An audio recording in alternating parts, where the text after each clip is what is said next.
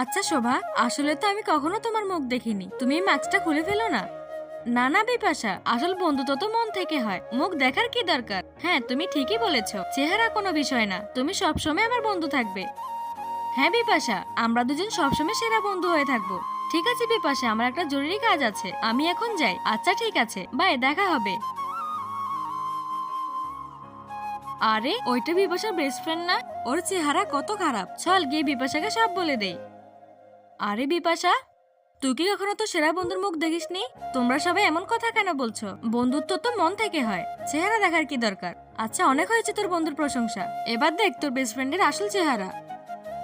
এ কি, শোভা আমাকে ঠকিয়েছে, ওকে আমি ছেড়ে কথা বলবো না। তার আগে তোমরা যদি তোমার মাকে মন থেকে ভালোবেসে থাকো তাহলে অবশ্যই লাইক সাবস্ক্রাইব করবে, না করলে বুঝে নেব তোমরা তোমার মাকে ভালোই বাসো না। শোভা এটা কি? বিপাশা না মানে আমি তোমাকে বলতেই চেয়েছিলাম, তাহলে আগে বলনি কেন? তোমার কি মনে হয়েছে তোমার চেহারা দেখে আমি বন্ধুত্ব ভেঙে দেব? কখনোই না, আমি তোমার সঙ্গে মন থেকে বন্ধুত্ব করেছি, চেহারা দেখে নয়। তোমার মুখের এই দেখ আমার কোনো সমস্যা নেই, আর আজকের পর থেকে তুমি আর কখনো মাস্ক পরবে না। ধন্যবাদ বিপাশা আমাকে বোঝার জন্য। আর তোমরা কি ভেবেছিলে আমাদের বন্ধুত্ব ভেঙে দিতে পারবে? কখনোই না, আমাদের বন্ধুত্ব ভাঙবে না।